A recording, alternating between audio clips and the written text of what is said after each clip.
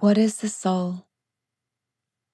If there is any explanation that can be given of the soul, it is the feeling of I am, the feeling of one's existence that is the soul.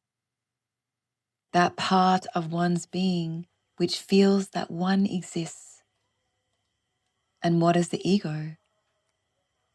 Ego is what is gathered around the soul, and that is the knowledge of oneself.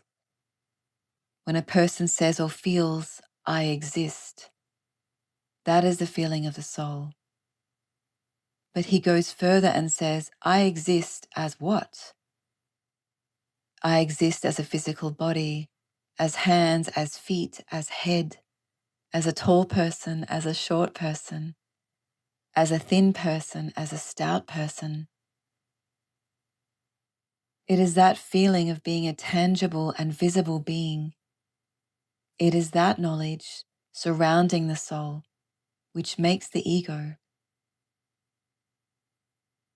The ego is like the rose, and also like the thorns which surround the rose. It takes the place of the thorns when it is not cultivated, and it becomes a rose when it is refined. And the way to make it refined is to humble oneself and to crush one's desires.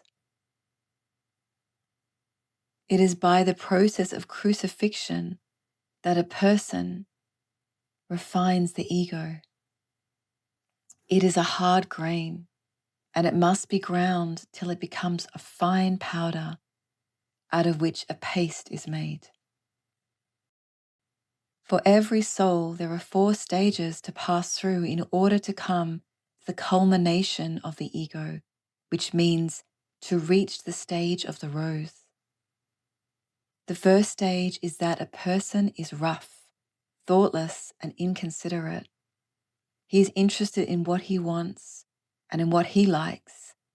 As such, he is naturally blind to the needs and wants of others. In the second stage, a man is decent and good as long as his interests are concerned. As long as he can get his wish fulfilled, he is pleasant and kind and good and harmonious. But if he cannot get his wish and cannot have his way, then he becomes rough and crude and changes completely. And there is a third stage, when someone is more concerned with another person's wishes and desires and less with himself, when his whole heart is seeking for what he can do for another. In his thought, the other person comes first and he comes afterwards. That is the beginning of turning into the rose.